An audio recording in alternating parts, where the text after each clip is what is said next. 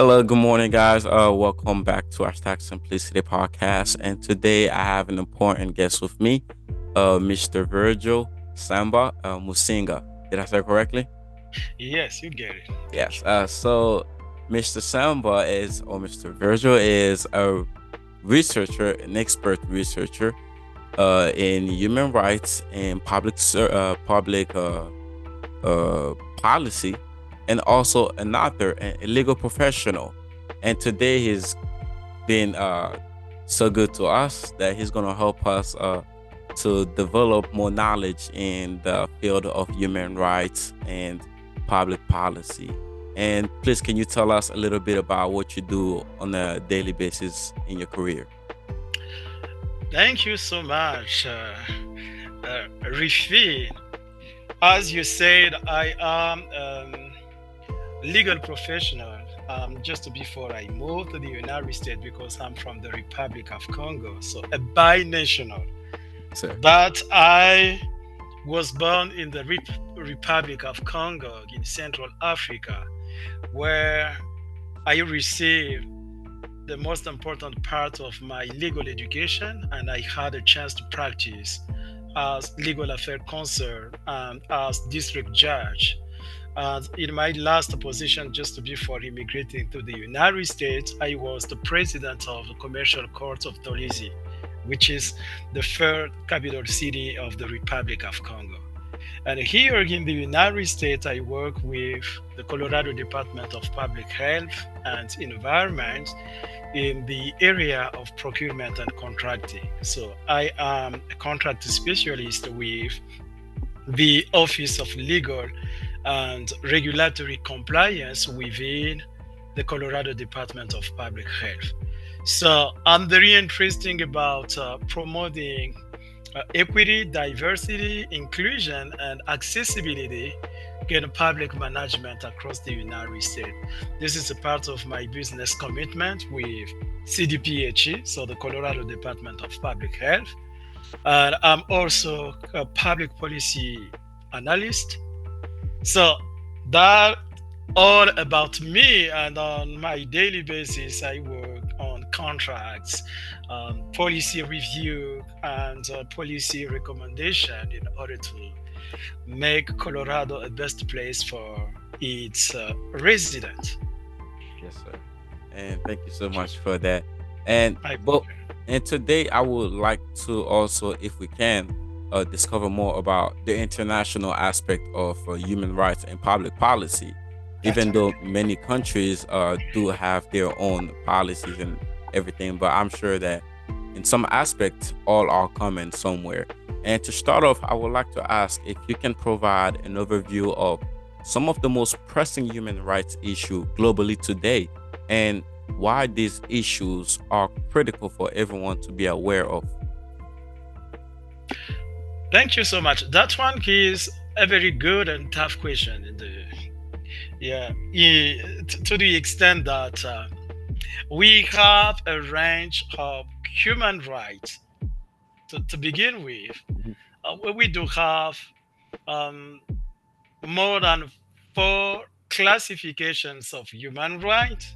And in the literature in international humanitarian law and international public law, human rights are classified in terms of generation. So you have human rights of the first generation, human rights of the second, of the third, and of the fourth generation.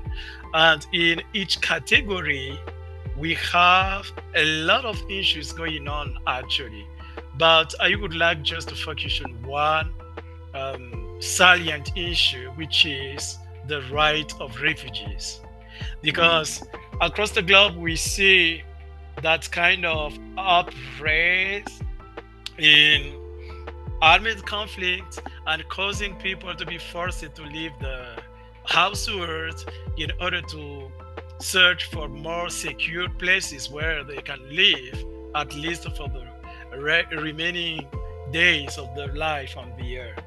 And that is a significant issue and an interesting one, in my understanding, that we can bring to the table today and try to dive in and see uh, how the issue is impacted, for instance, international security in the world. For instance, from this side of the United States, a lot of people are complaining about the surge in illegal immigrants, for Yeah. instance. Uh-huh. Yeah, during the Trump administration, one of the innovation was to pass a public policy allowing the government to build a wall in order to protect Yeah, the to United protect the States. United So States. do you see? And today, the Biden administration is thinking about trying to maintain um, a, um, say to maintain a number on a daily basis of illegal immigrants that can be admitted to come to the United States, and then overview what will be the next step of the asylum applications. And outside of the American continent, we have the situation of the Russian invasion of Ukraine, Yep. causing a lot of Ukrainians and a lot of people to leave the country and seek for safety across Europe, for instance. We also have thousands or dozens of armed conflicts going on in Africa as well. So that is a very pressing issue in my understanding, human rights issue that is worth to be discussed today. Yeah. And Which then we will see if it will be possible to move to some other topics like equality, gender equality, yes, sir. diversity, and the right of indigenous people, and why not equal access to healthcare? Yes, sir. Which I was going to dive in first, second on the problem with refugees because many countries are experiencing refugee crisis today. We can talk about the situation in Israel with Hamas. We can talk about in Ukraine. We can talk about illegal immigrants coming from Brazil, Mexico, all those people to the America, China and Africa China. as well. We can talk about those in Zimbabwe, in Tanzania, in Kenya, on the east side of Congo, in many other places. But can we talk about how international law can better protect those people with their rights, despite the political landscape? Yeah, that that is a great question. From the international law, what we have to know first is um, we have an international convention relating to the protection of the rights of refugees that was adopted just in the aftermath of World War II in order to provide more protections to those category of people, because um, there is another requirement in terms of terminology that we do have to address when we talk about refugees in order to reduce the risk of confusions between internal displaced persons and Hmm. refugees. So those are two overall concepts in international law that we have to understand better in order to prevent anyone from making such a kind of misinterpretation of the international provisions, because the legal framework is not the same that we apply to refugees than to internal displaced person. So the concept of internal displaced person is used in the context of internal crisis, for instance, an internal armed conflict causing people to move from one place to the other one without going over the international borders of that country. For instance, I may give an example of the country where I am from, the Republic of Congo. Um, um, Someone will leave Brazzaville to go seek for more safety in Pointe Noire. So he's still an internally displaced person. Hmm. Okay. In contrast, opposite to the concept of refugee, which imply that a person is leaving their home country to seek for safety, for protection in a foreign country. So the most important factor is the fact of crossing the international border of a state. If you are moving within the territory of the same country, you are an internal displaced person. But if you go over the international border of your country, for instance, I leave Brazzaville, the Republic of Congo, to go seek for more safety in the Democratic Republic of Congo, in that particular case, even if I'm still in the same Central African region, that the fact for me crossing the international border of my home country makes me to be called, legally speaking, a refugee. So, Mm, and that phenomenon has been expanded during the World War One and the World War Two because of the grievance that the people have been struggling with. And that's why, in the aftermath of World War Two, and then the international community decided to establish an international convention that will provide for more protection to those people who are forced to leave their home country in order to seek for protection in foreign countries. And one of the reasons that the convention was adopted, because being a refugee is a struggling condition. And sometimes people will struggle to get the protection they need, because in international law, there are several reasons that may cause a person to become a refugee. One of those conditions is the fact of running away from political persecution from your own country. And this is particularly the case of most of human rights advocates in some countries that's right. where the rule of law is not upward. So when you try to say something against the government, you will end up being jailed or killed or Yeah. forced to go An exile. outside of your country and apply for asylum.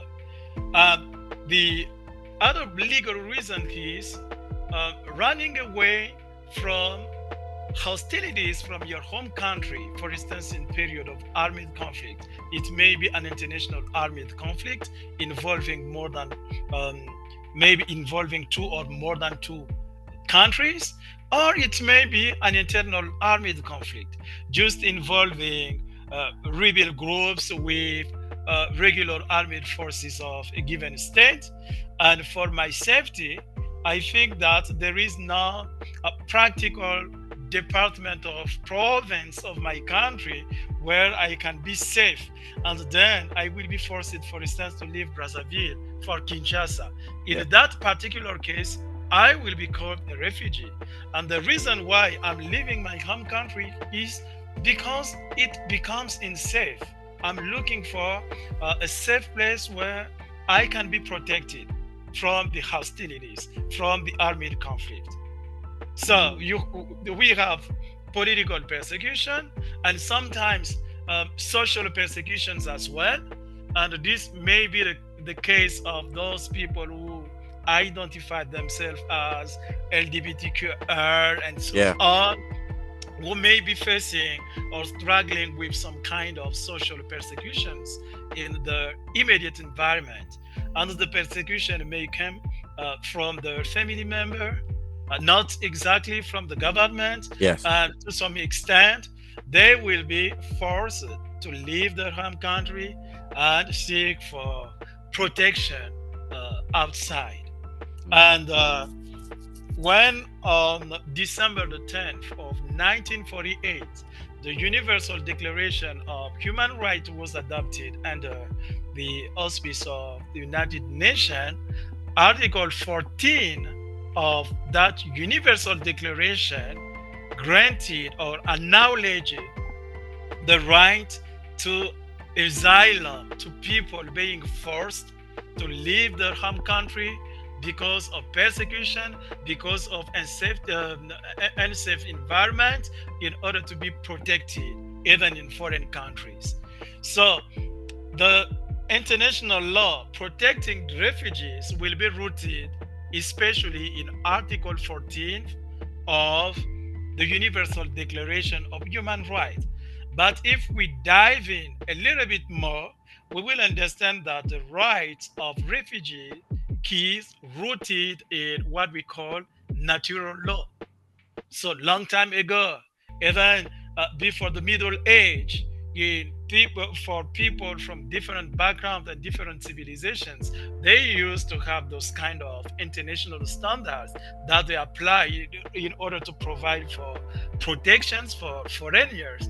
And we will read a lot of verses in the Bible, for instance, Mhm. God talking to Moses and giving the law to Moses and prescribing some way to deal with foreigners and reminding the people of Israel that they were foreigners in the land of In the Egypt. land. That's That's right. why they do have to take care of foreigners and to provide them with the protection they need.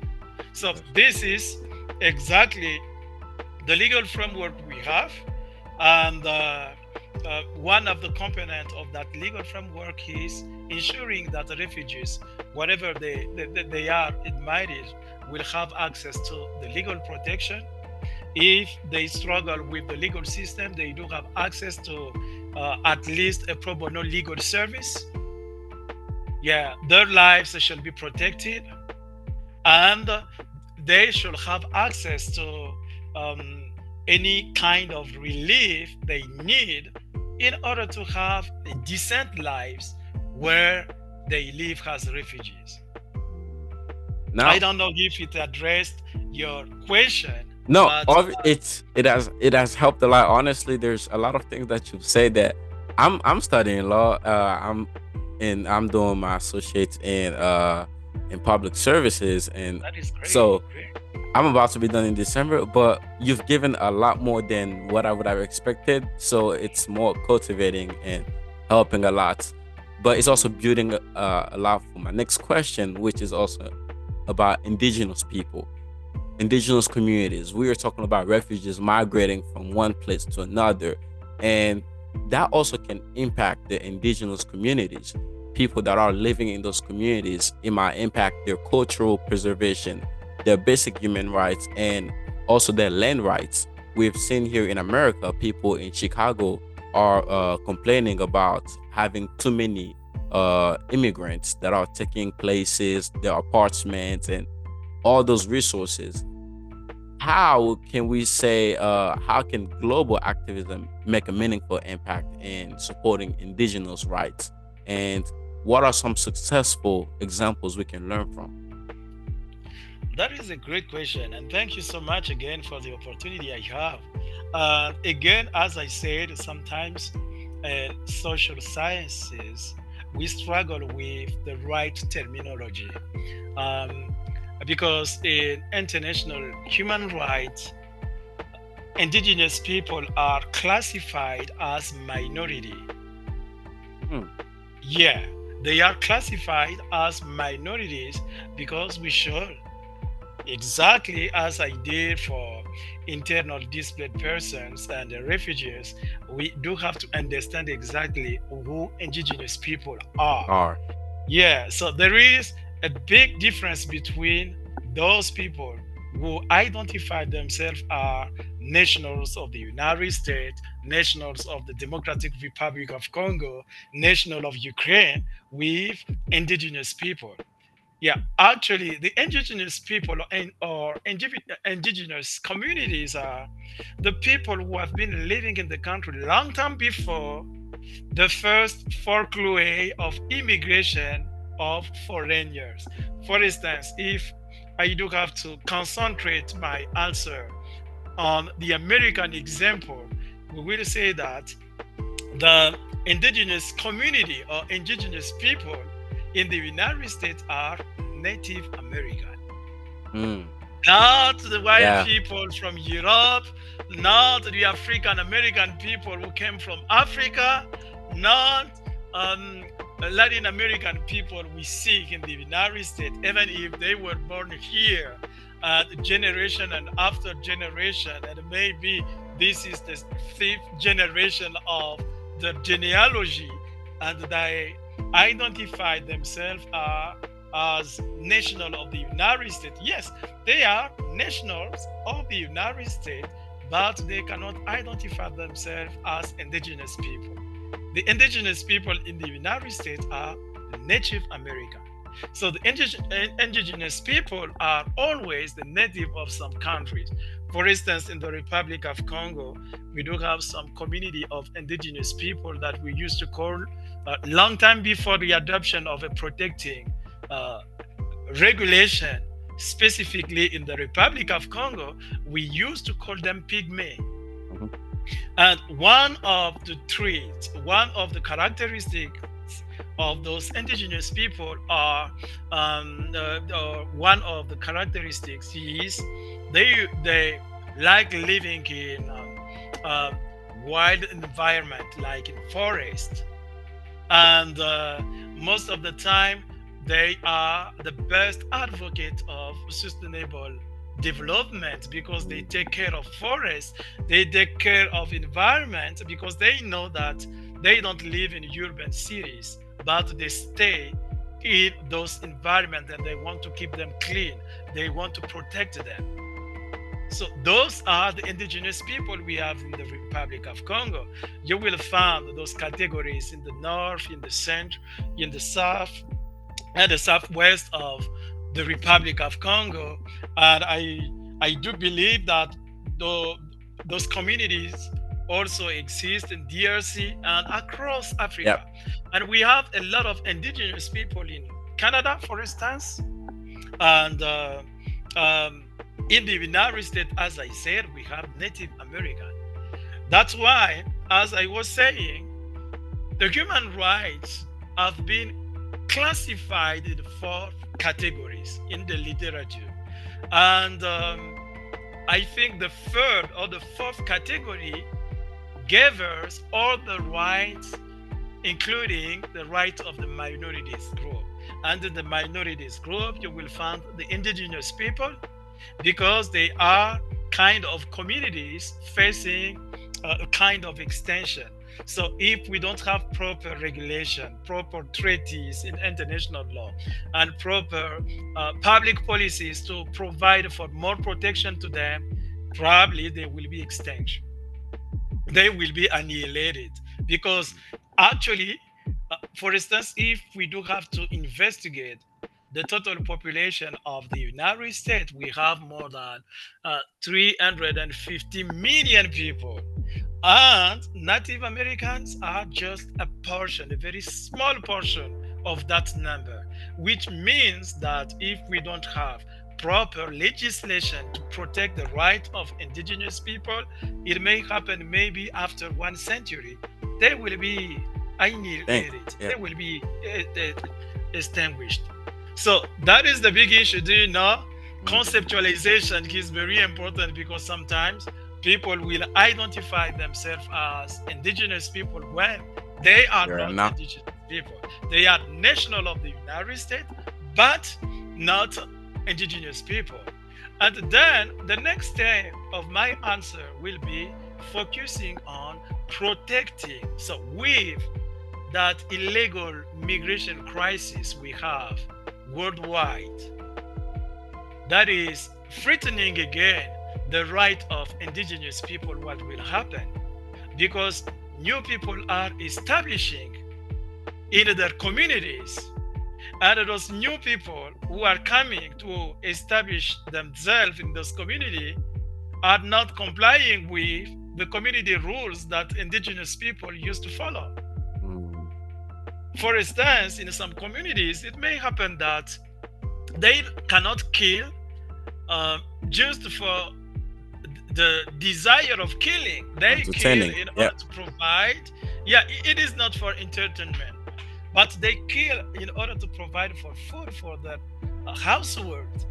And then with the new people coming with a different mindset, and they will start doing what we call a sport hunting. They will be Mhm. hunting for just fun, just for fun, Yeah. killing time, yeah. But they are not killing in order, they are not hunting in order to provide for food to their communities or to their household. And so that kind of conflict of habit, conflict of mindset, will threaten the interest of the indigenous people. And what will happen? and this is one of the characteristics of the indigenous people. Most of the time, they would not engage in a sort of confrontation with the other people. So most of the time, they are oriented toward the preservation of the social order. So they will prefer leaving their community in order to go far away and found a new community instead of engaging in a kind of confrontation with some other people. And uh, that is one of the big problems. So, what can be done? I know at the international level, we have some conventions that have been negotiated under the United States, um, under the leadership of the United States of America and some of the Western democracies, with the United Nations organization to provide for a specific protections of the legacy of those indigenous communities. But at the national level, we also have some government who have been working in order to provide for a legal framework that preserve and protect the right, the legacy of indigenous people. For instance, in the Republic of Congo, we have um, a bill that was passed by the Congress. I think it was in uh, 2011 already. And I'm pretty sure that Canada already did exactly the same thing. And a lot of countries across the globe have been capable to uh, lobby with the public institutions in order to pass some bills in order to provide for more protection. Mm. And the next step, and probably the last one of my answer, will be uh, how do national react to the illegal migration crisis. So this is the big problem. As you said, you cited an example from Chicago, for instance, Chicago, where people are complaining, and actually that is exactly the same thing in Colorado, where I live, because we are seeing a lot of illegal uh, immigrants arriving to the United States. In the past, the government in the United States used to target only people from Mexico, and now we do have crowd, diverse crowd, including people from Africa, Asia, like Chinese people, and from Russia. So a lot of people from different backgrounds are coming to the United States, and now it is a huge problem. So those American people who identify themselves as nationalists, they are uh, standing against illegal immigration because they say that with those illegal immigrants arriving to the United States, what will happen? That phenomenon will increase the rate of criminality in the United States. And Indeed. some other people from national security perspective, they think that welcoming all types of illegal immigrants in the United States will threaten the national security of the United States of America, because we may be dealing with some spies. We may be dealing with people Mm. coming to the United States just in order to identify the weaknesses of the system and then sell that information to Yeah. foreigner enemies. So it is a huge problem. And I think that the best way for the government of the United States to work closely, probably with some international organizations, is the problem is tough. And I think that solutions should come from different perspectives. The first perspective is understanding why do people leave their home countries and come to apply for asylum in the United States. And another thing is to understand how to stop that kind of illegal immigrant crisis. That's right. In my understanding, I think, for instance, for Africa, a lot of people are forced to leave their home country, not only for safety, not only because of armed conflict, but because of political persecution, because back home they don't have a decent life, because governments are corrupt. They don't enjoy the freedom of speech. They don't enjoy freedom of any type of public liberty. I think if the nation of the free world can invest in democratic consolidation in those countries, if those countries can democratize, the next step will be the economic growth. If Mhm. they experience the economic growth and the living conditions of the people will improve, and not other people will try again to immigrate in violation of the law, coming to the United States and struggling with a different culture, a different environment, facing all types of linguistic barriers. They will stay home, exactly as we see in Kuwait, as we Yeah. see in Saudi Arabia, because people are at ease. They live decently. Why they will immigrate to the United States? Yeah. Most of the people from Saudi Arabia, they come to the United States only for studying. And once they complete the training, They go they go back. back home because they feel much better at home than staying in the United States, where they will Mhm. struggle with a kind of political and economic system that contrasts with what they believe to be the traditional values. Yeah. And thank you so much for the response. We'll go on a break, a 1 minute break, and then come back to continue more on the questions that we have prepared for the listeners. Oh, okay, sounds great. All right, welcome back, guys, and welcome back to the second part of this interview. And I already know that you guys are learning as much as I am also learning with our guest, Mr. Samba. So we left off at on the indigenous communities, understanding what the who the indigenous people are, and how also fighting all those rights for them is. But you've mentioned something earlier in our conversation in our interview, something about freedom of speech. We have a lot of migrants people coming over in here in America, and the indigenous people really don't have much to also say because they're not getting a lot of support from governments and from officials.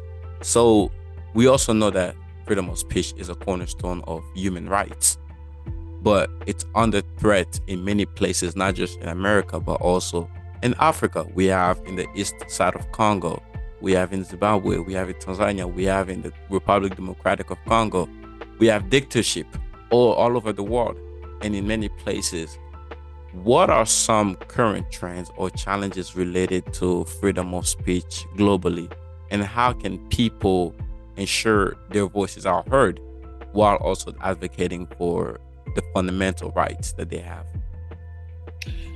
That one is a great question that involves an interdisciplinary response, because we cannot talk about the freedom of speech if we don't talk about democracy, That's right. if we don't talk about the strengthening of the rule of law, That's right. because the freedom of speech is just a component of a system, a component of an institutional environment.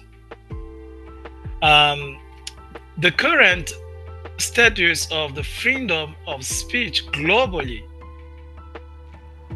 follows what is exactly happening to democracy globally. Mm, The issue is actually we are struggling what we call the democracy reverse. I mean, so it is a step of democracy backsliding instead of okay. moving forward. So we are moving backward Backward. with the process of democracy. Yeah, we had in the literature a lot of outstanding global scholars who wrote a lot about the democratization process, which is moving from close autocracies, what you call dictatorship globally, to electoral autocracies, and from electoral autocracies to democracies. Mm. So that process of democratization means that we are moving from a certain stage in which human rights are not well protected. The freedom of speech is something that is considered by most of autocratic government as a threat to the rule of uh, public institutions, to the rule of the government. Mm-hmm. Yeah, they considered it as a threat. And so they will organize a lot of persecution of people using some public institution funds, some public institutions in order to persecute the people who will stand against the political system in a given country. And moving forward with the process of democratization, which was completed in several stages as well. According to one of the well-known scholar of the doctrine of democratization, I think his name is Altiga. So if I do remember the name, I will share it with you. Yeah. So that scholar came with the idea that the third wave of democratization was completed in the 1990s. And during the completion of the process of democratization, we had a lot of democracies across the globe, more than 100 democracies across the globe. But the problem is, after the democratization process, so the name should be Huntington, something like that, starting with Huntingon. So after the process of democratization, and then comes the process of democratic consolidation, which means those former um, close autocracies that became democracies shall do the best they can in order to consolidate the democratic structure of the new state, so that they will not reverse again in becoming close autocracies. But unfortunately, in recent years, what we have seen is across the globe, democracy is backsliding when autocracy is gaining new ground with like the rise of uh, dictatorial Russia as well. And we see the way that North Korea is expanding its influence across the globe. And Yeah. we see exactly what is going on across the continent of Africa with a lot of military juntas in power. So the constitutional rule of accessing to the political power is backsliding. And so with the state of democracy, with the regression of the democracy, we see exactly the same effect on the ground of human rights. And this is exactly what is happening to the freedom of speech. This is a global phenomenon, in my understanding, Mm-hmm. because let us talk about what is going on in the United States, for instance. And Mm-hmm. actually, from the political ground, what we see, if you live in a community where the majority of the people vote Democrat and you are a Republican, Yeah. so you will struggle a lot with your neighborhood. That's right. But in the meantime, the First Amendment to the Constitution of the United States talks about freedom of Please. speech. That's right. But in practice, we see that the freedom of speech is not guaranteed. Mm. Yeah, and this is the problem. At least America is one of the powerful and greatest democracy in the world. And if we move to Africa, what we see, it is very sad. Because in Africa today, if you don't live in a liberal democracy, if you live in an electoral autocracy, the freedom of speech or your freedom of speech may cause you to be jailed, to be killed, or to Mm-hmm. be forced to go outside of the country and apply for asylum. Yeah. We have so many countries, for instance, today with an impressive number of political leaders that have been jailed because they tried to express their freedom of speech. So, the big problem with the protection of the freedom of speech is reviewing again the process of democratization of our state. Because there is no way to talk about freedom of speech if we don't live in democracies. You cannot stand, you cannot exercise, you cannot enjoy the freedom of speech in a closed autocracy. That's You right. will be jailed or you will be killed. Yeah. There is no way to talk about the freedom of speech in a country like North Korea. Yeah. How much do we know about North Korea? Almost nothing. Nothing. What Yeah. is the reason? Because the government doesn't uh, guarantee the freedom of speech. So Mm. the things that we know about North Korea are exactly what the government want Wants other us people to to know. know. Yeah. So there is a kind of censorship. So Mm. the censorship, which means if what you want to spread doesn't comply with the expectation of the government, they will stop it right away so that other people will never be informed. That is exactly what is going on in Russia. Yeah. So all the medias are controlled by the government. So they are not free to share information about what do Russian people think about what is going on in Ukraine. They will never share because the government controls almost everything about social media, about communication, and so on. That is the big issue.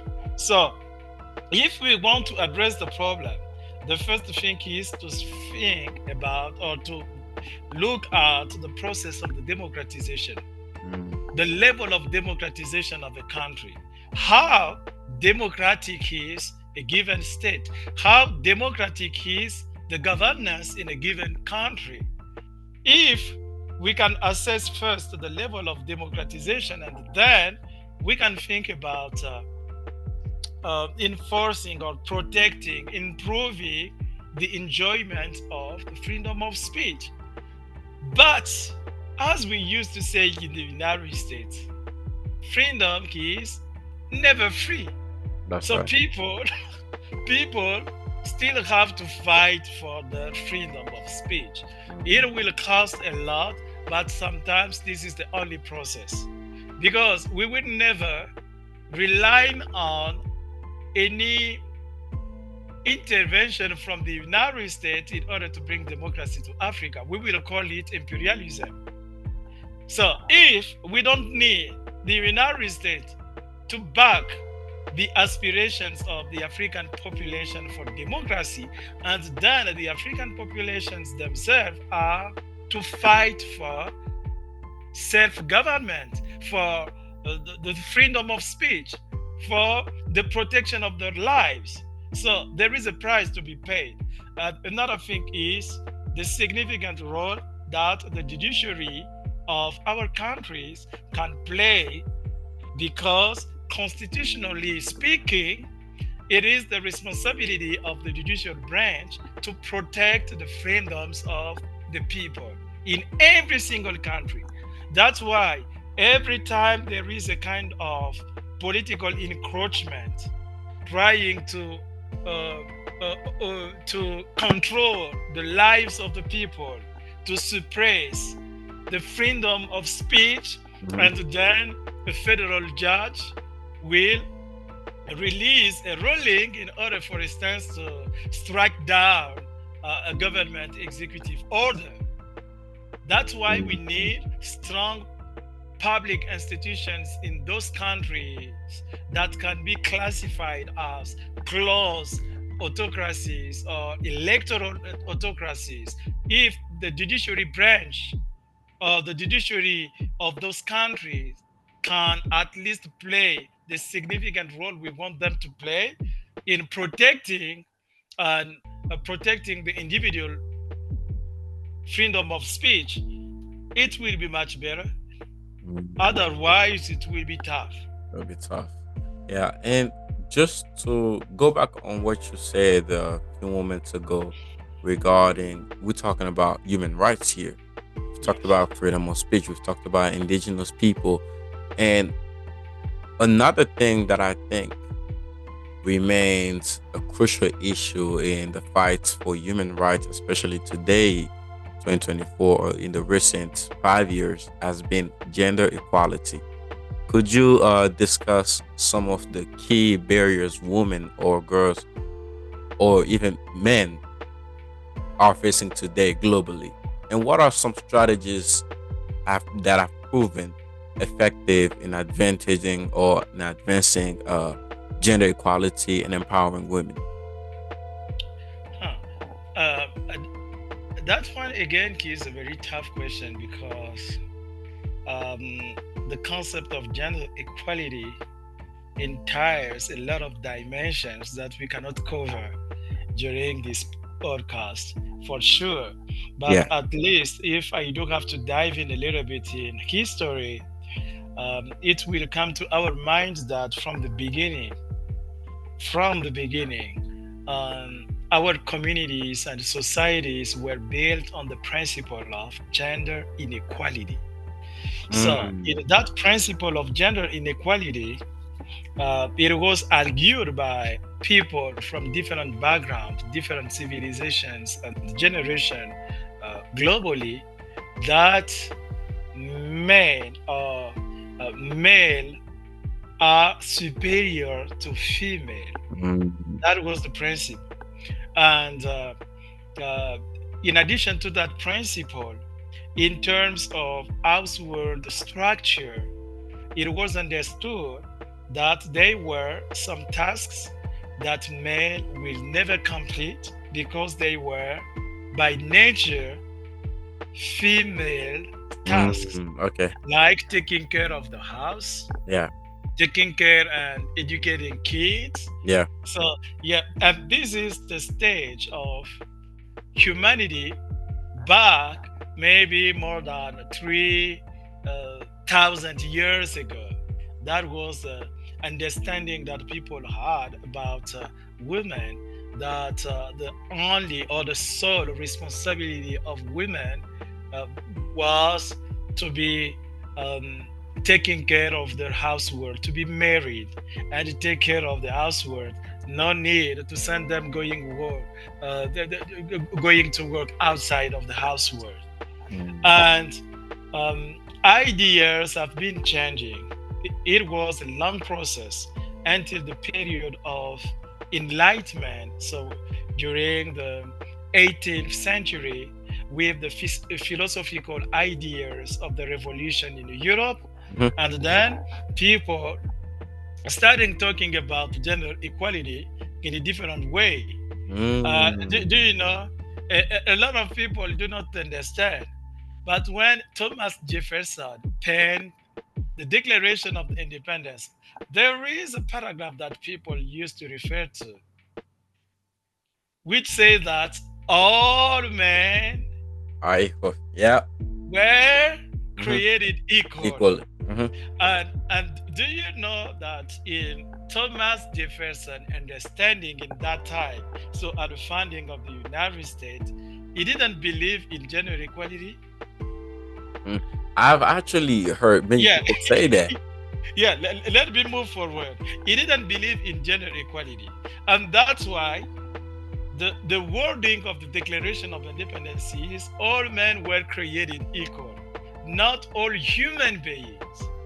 Hmm. So the equality in that time and in Thomas Jefferson's understanding was the equality of all white men, Yeah.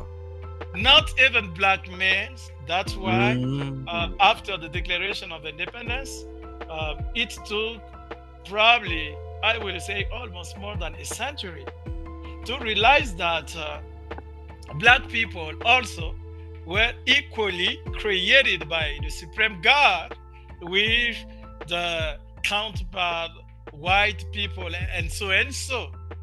And at that time, if you can have access to the founding document of the United States, you will discover that in the early days of the American Republic, we didn't talk about, the founders never talk about gender equality.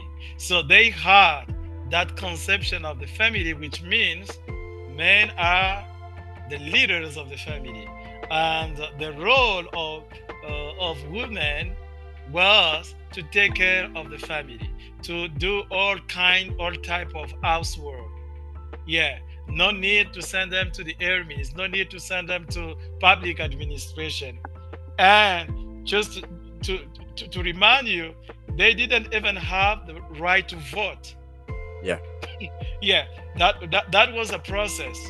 And so with the consequences of what we call as enlightenment era, and people are starting to talk about gender equality from a philosophical perspective first, until in the aftermath of World War II, what will happen? Because during World War II, a lot of male people were drafted by the Yeah. government, Mhm. and they were sent to Europe in order to fight for the freedom that we enjoyed in the United States. Mhm. And what happened?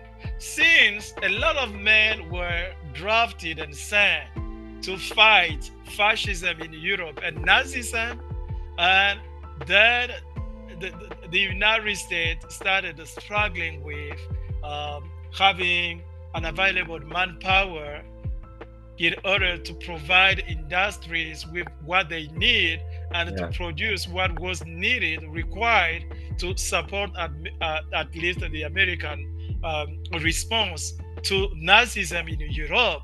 And in that period of time, the government and our society realized that women could be important asset Mm. for industrialization. Why not? And that's why at the end of World War II,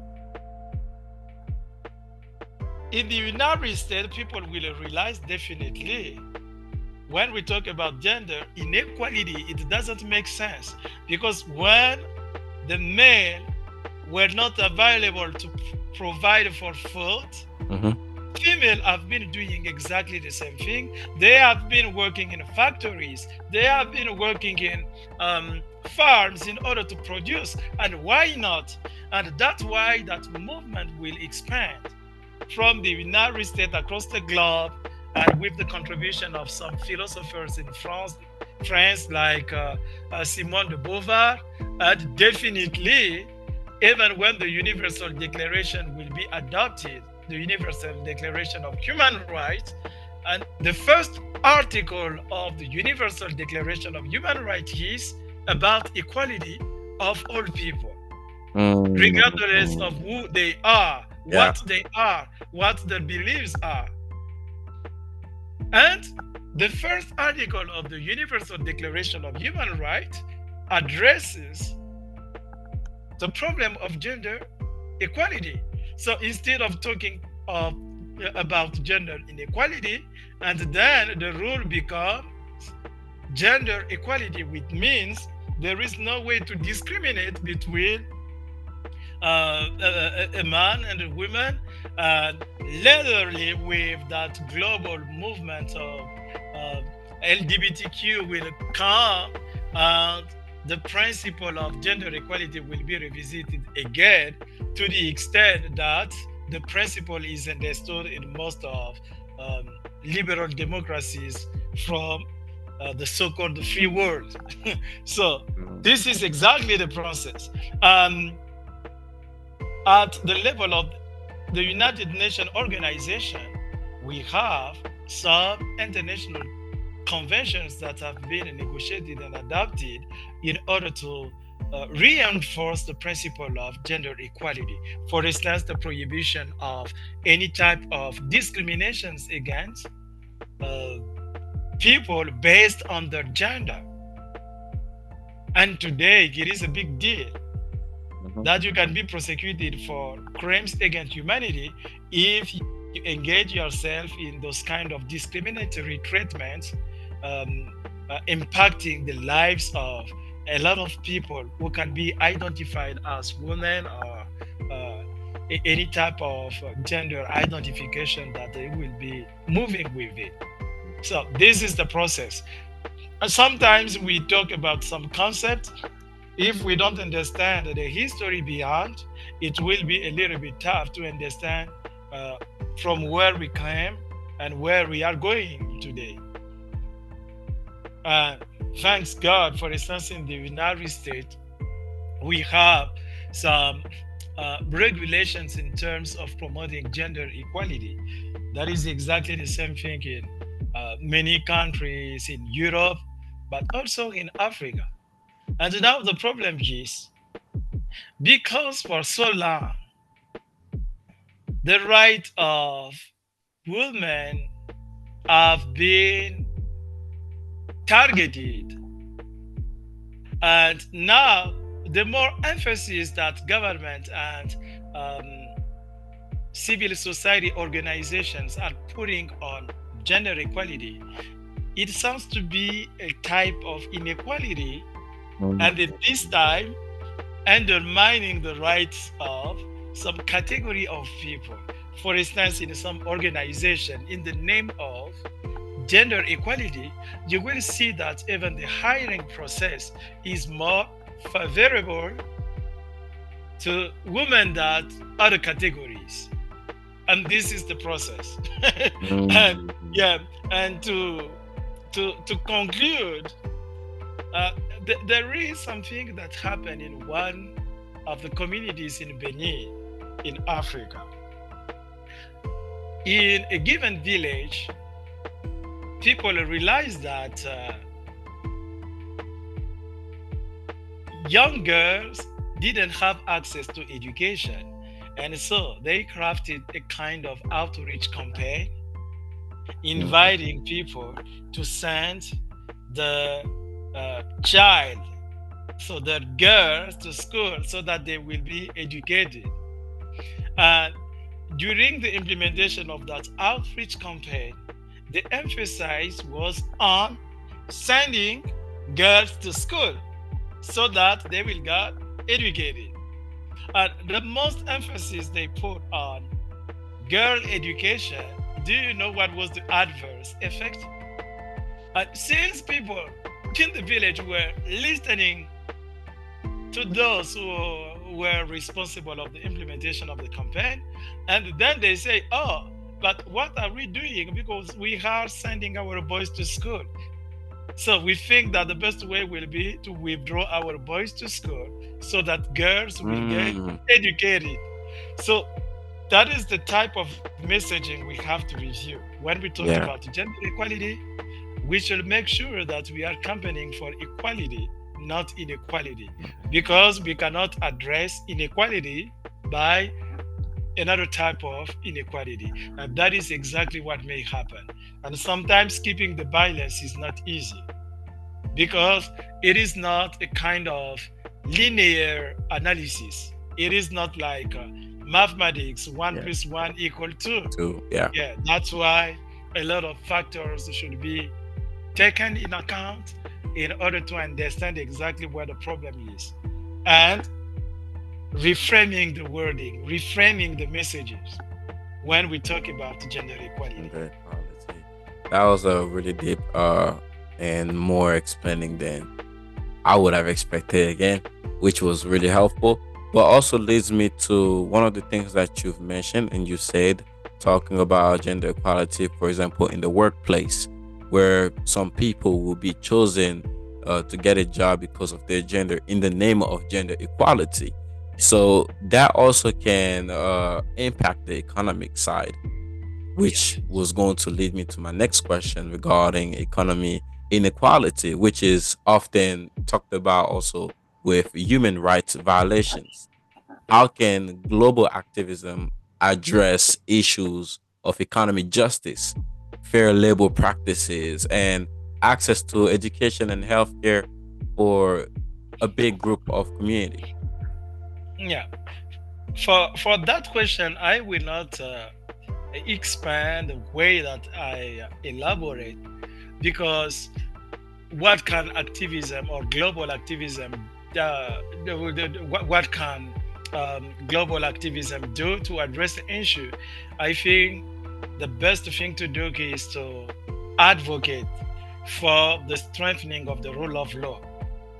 The advocacy involves several actors that interact in the process of policy making.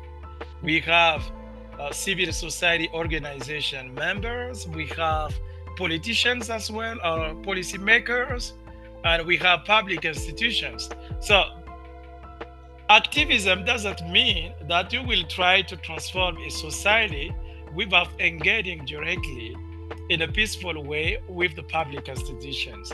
This is the trouble we have in Africa, for instance, because sometimes um, civil society organization members think that the best way to be legitimate is to always spending your time criticizing what the government is doing. Mhm. But I always think in terms of building a sustainable collaborative network between civil society organization and public institutions, because civil society organizations may voice what should be done. Still, making laws is not the responsibility or the constitutional responsibility of civil society organization.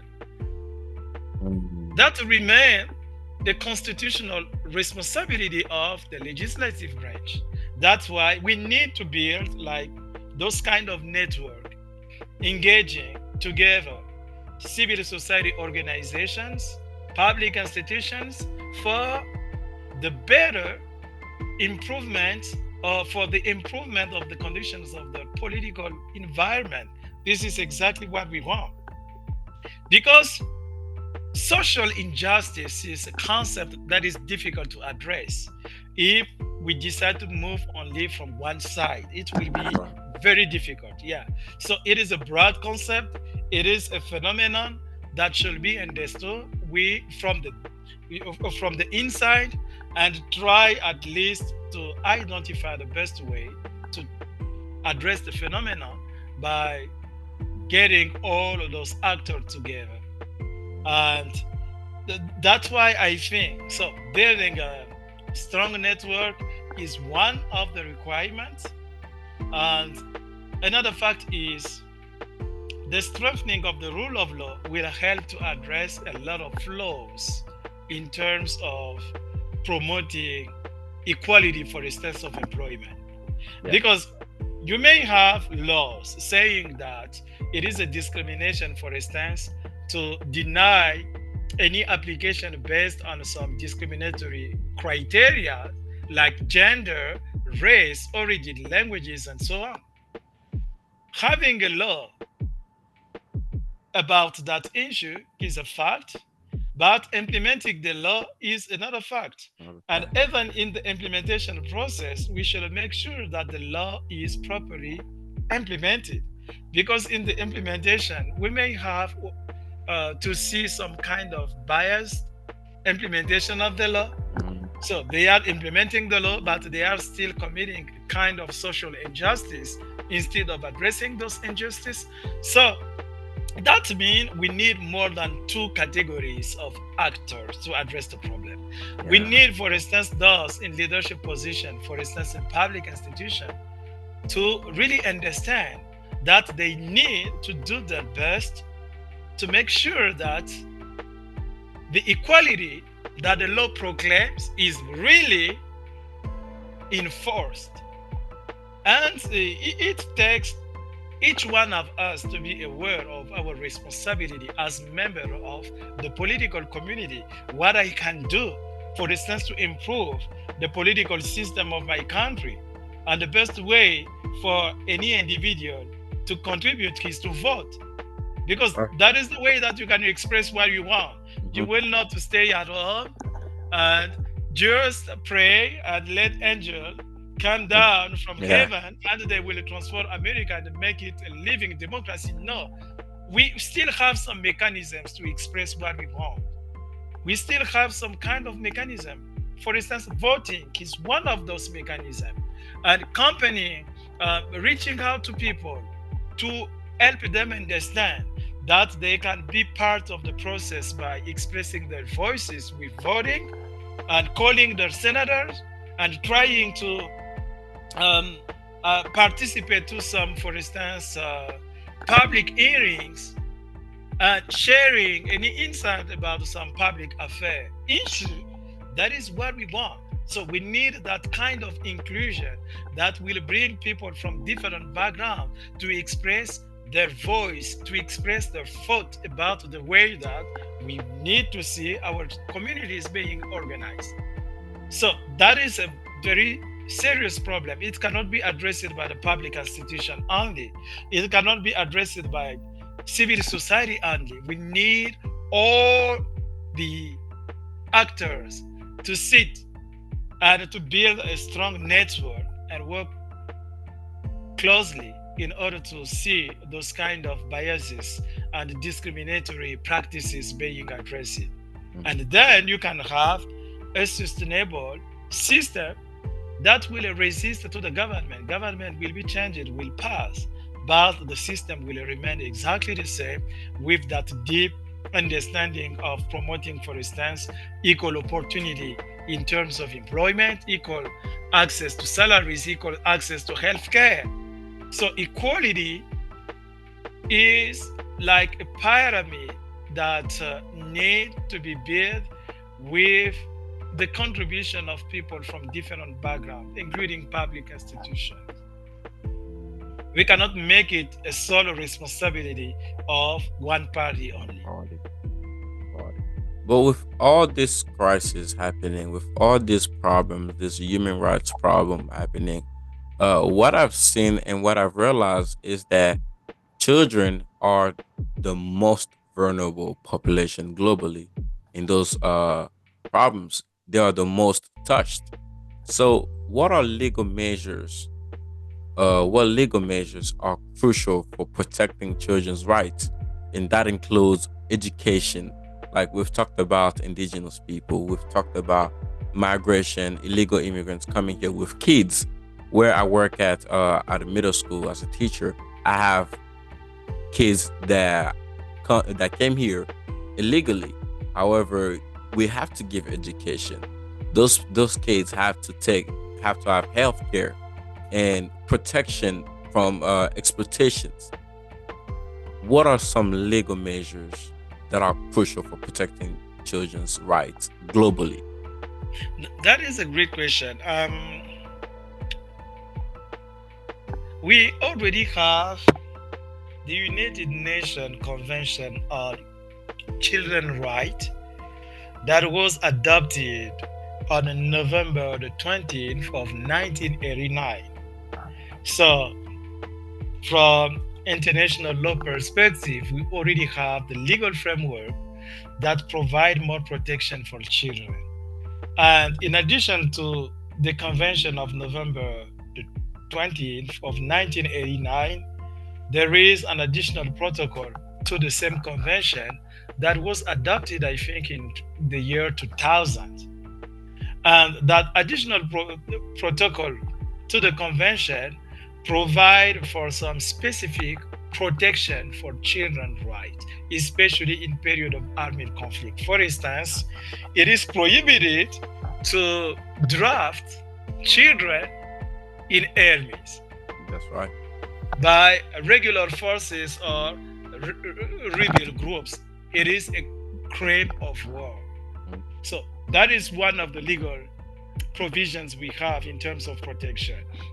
And when I refer to the Convention on the Protection of Children's Rights of 1989, we have a range of individual rights in favor of children, including but not limited, for instance, to the right to life, which means even if a children is involved in a very in a felony, if I do have to use the legal terminology that we have in America, so it is a serious offense requiring, for instance, capital punishment. But because of the age, because the perpetrator of that crime is a children, I mean anyone from any gender who is less than 18 years old, we should not apply the capital punishment to that person because of the age and because of the principle of the right to life. So most of the time, um, educative measures will be applied in order to provide the child with um, opportunity for improvement and amendment in order to be reintegrated again in the society without any retaliation. So we have those legal instruments, and they are almost globally implemented.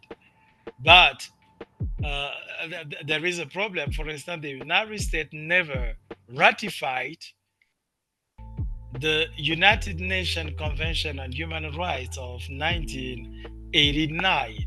And this is a problem.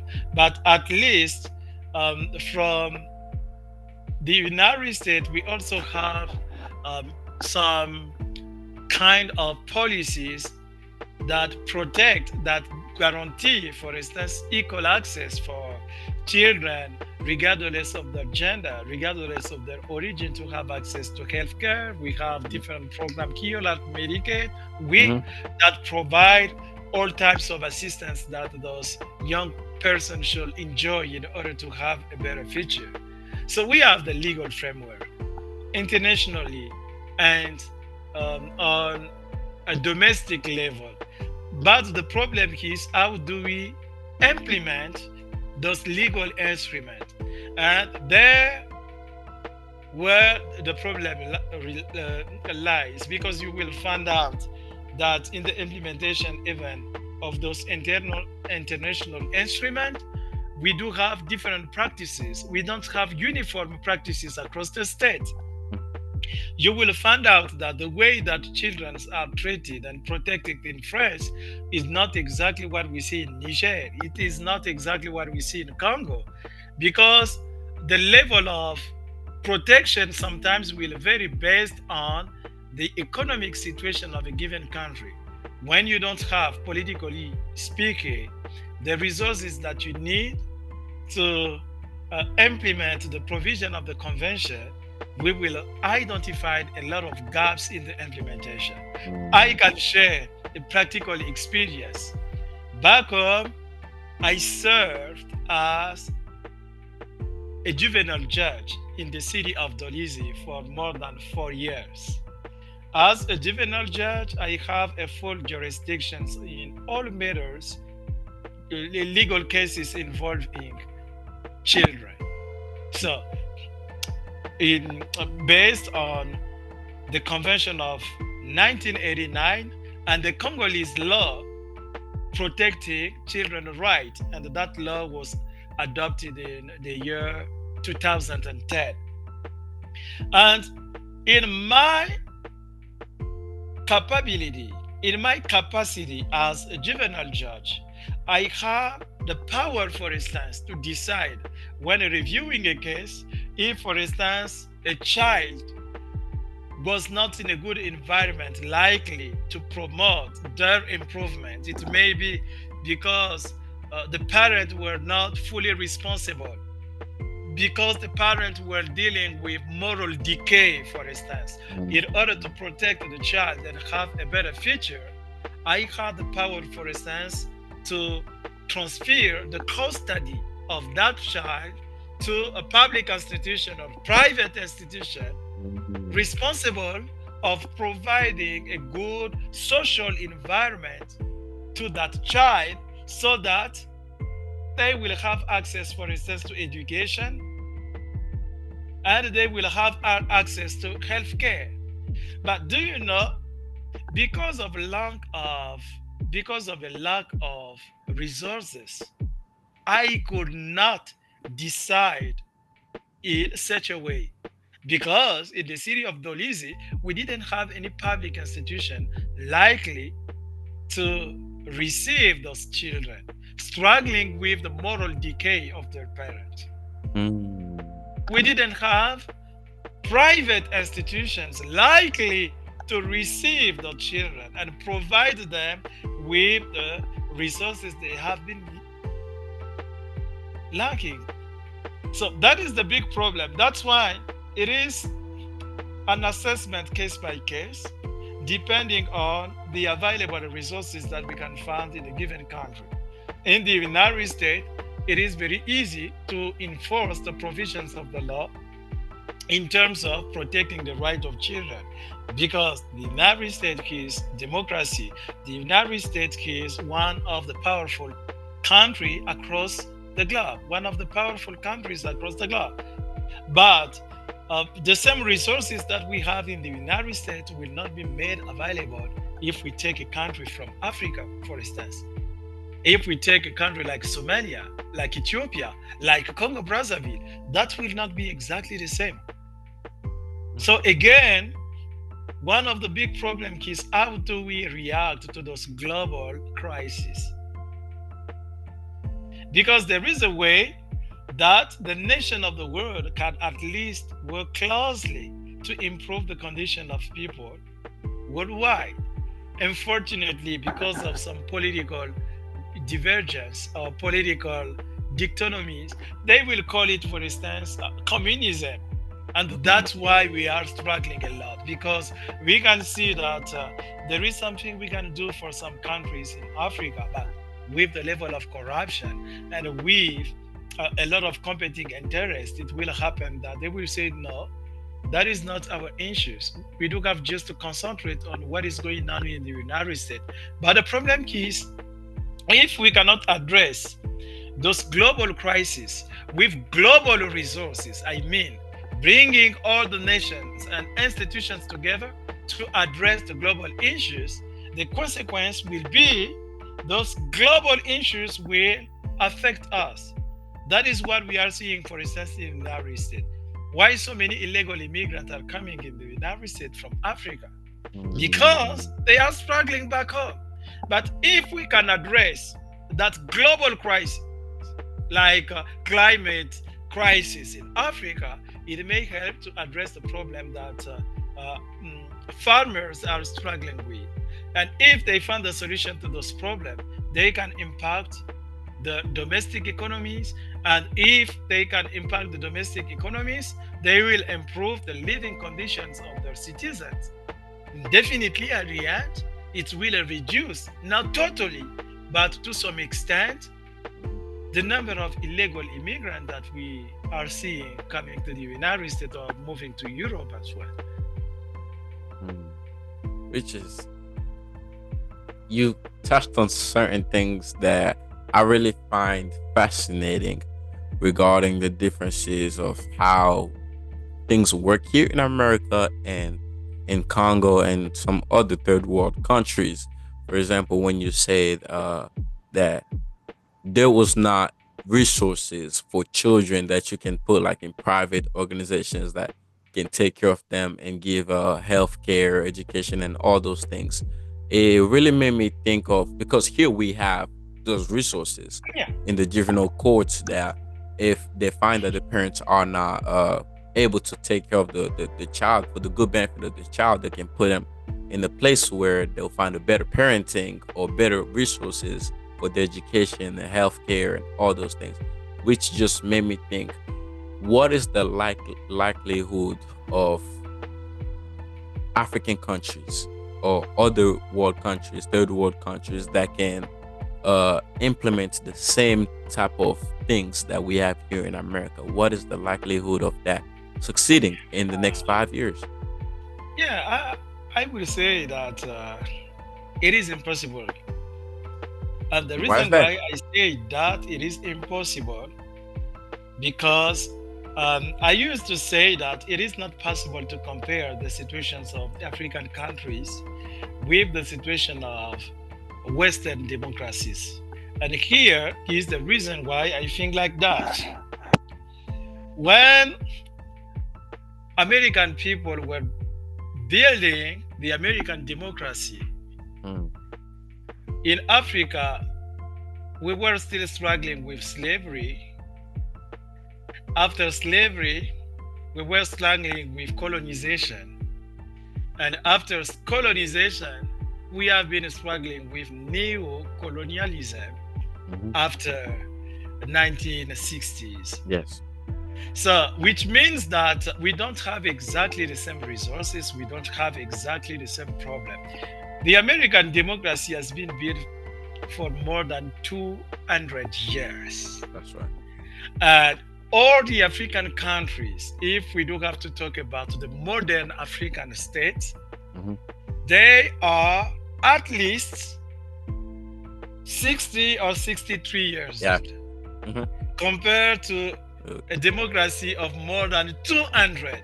That's Do right. you understand that during 200 years, American people have been experiencing a lot of turmoil, politically speaking, on economic basis, and that they have been learning from those domestic and international crises to make their system strong in the way that it is today.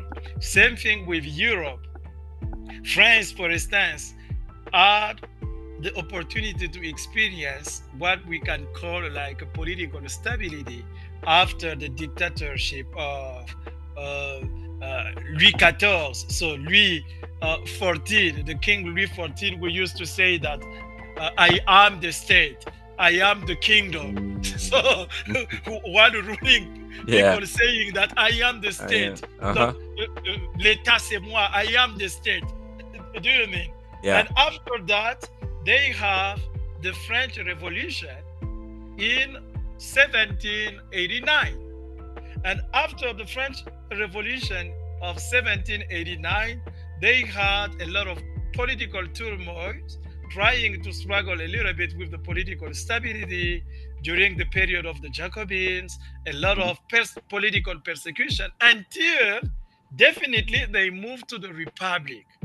And the French Republic has been built for more than 200 years exactly. Mm. So, definitely, there is no way to compare.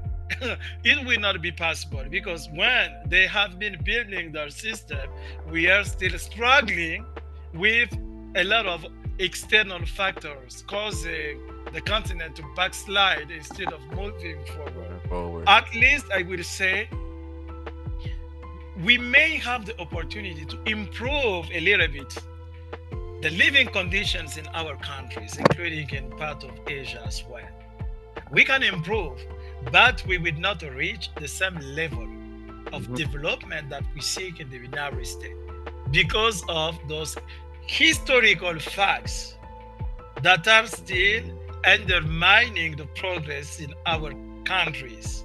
We can improve, but the first way or the best way, in my understanding, to improve the living conditions of African countries and some of um, Asian countries will be, first of all, to invest in democratic governance.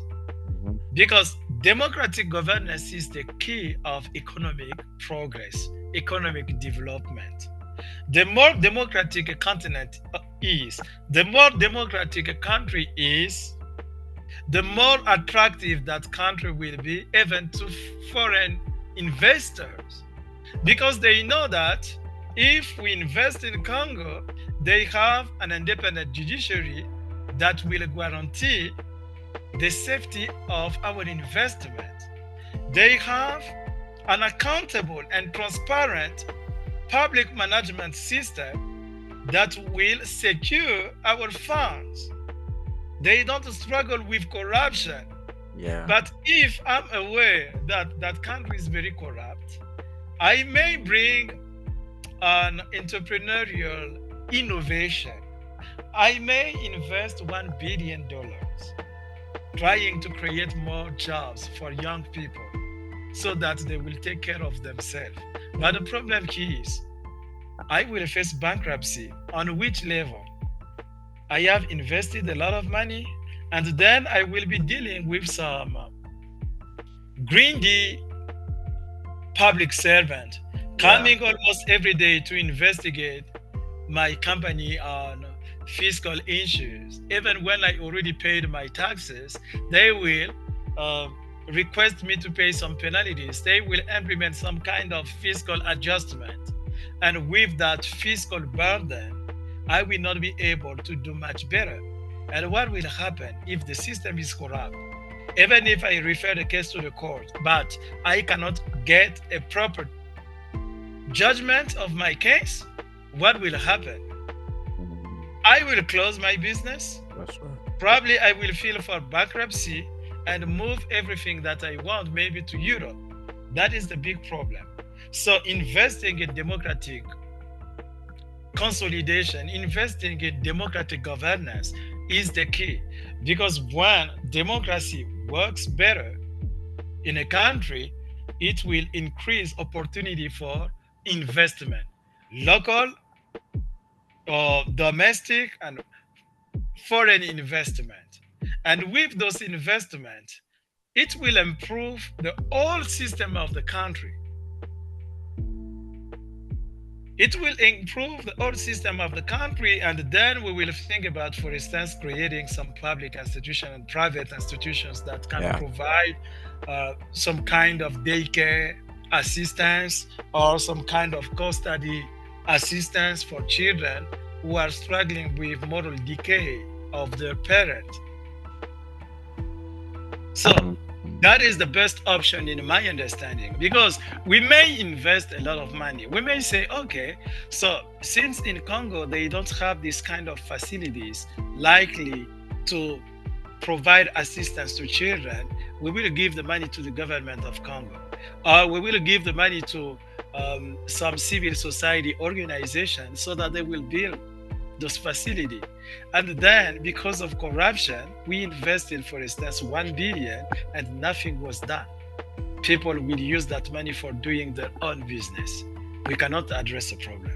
That's But right. if there is a democratic governance, every single dollar that you invest to address a social problem, it will be utilized for that. Because if they don't utilize it like that, they may be prosecuted for using social goods for their personal The personal, yeah, personal gains. gains. Yeah. Yeah. Oh wow. Well, before we close with the last question, just want to say again, thank you so much for sharing so much knowledge My pleasure. and being on this episode because this was really helpful. And finally, for the listeners who are passionate about human rights but may feel a little bit overwhelmed or unsure where to start, what do you say is some or are some practical resources, organizations, or initiative they can connect with to become more informed and actively engaged in human rights or global activism? Thank you so much. And that one is a very great question. I think if we really want to build a new generation of human rights advocates, first of all, we have to start by being educated ourselves about human rights issues. Because a best advocate is the one who is able to understand what human rights are. If you understand what are your individual rights, you will be in a better position to defend or to stand to advocate for the right of other people. Right. If you don't know that as a human being you are entitled to the freedom of speech, you Mm-hmm. will never advocate for the freedom of Freedom of speech of your speech. community. So it is very important for the first step, at least, To start, being educated on human rights. What are my rights? For instance, if I am an American citizen, the first thing for me will be to understand what the Constitution of the United States says about individual right. We have a Bill of Rights, which is made of the first 10 amendments to the Constitution. So I will be reading the Bill of Rights of the United States in order to understand what the First Amendment means, what the Second Amendment means, what is the due process. If, for instance, I'm being searched by the police, what are my rights? It is important. And the more education we get, it will be easy for us to stand for the right of other people. So, first of all, being educated in issues relating to human rights, knowing what your rights are and where you can find significant resources that help you in that journey. Today, we have a lot of available resources on social medias. We can find them online. We have a lot of YouTube videos, for instance, on human rights. Yeah, that is the best place to start. At least you will not have to spend your money. And there are also some global human rights programs that are available free of charge online. The best way is just to search, identify which one is available in your region, and you can register. And you may have the right to apply for scholarship as well. And then you will get educated by global experts in issues of human rights. Um, Another option will be trying to identify using several research tools to identify which kind of human rights organizations you have in your community. That's right. Start enrolling yourself as a volunteer in this community. Mm. You may join a team of civil society organization, for instance, campaigning for gender equality, campaigning for children rights. Be part of the move. It will be a unique opportunity for you to learn from the ground and to see what does it mean to implement a human rights outreach campaign. For instance, to talk with people who have been abused, who have been subject to discriminations. How did they survive from those kind of persecution? So it is important to be part of a civil society organization Mhm. standing for human rights culture. And another way is for those who are very interested in politics, why not joining a political party? So Mm. that you can interact with the leadership of your political party and they will draft a policy agenda that will be human rights oriented. So this is the way that we can interact with people. And doing that, you will learn a lot from the experience of other people and also using the power of your voice to get fixed, especially voting and voting. Not Mm. only blaming politicians to the extent that they cannot exactly fulfill the Yeah. electoral mess, but voting is one of the options for you to exercise your human right, but also make sure that the government will not backslide and cause all the political community to go astray. That's right. Yeah. Well, thank you so much for the time that you've given. The answers were formidable. I wish we could have gone through all the questions, even though we talked about a lot of things that I really hope that the listeners will learn from. I personally learned more and even got more inspired to chase after what I'm going for in the immigration field of law. So that was so cultivating and also so Thank you. informing. Thank you so much for the My time pleasure. and thank you for everyone that's been listening. And until next time, bye bye.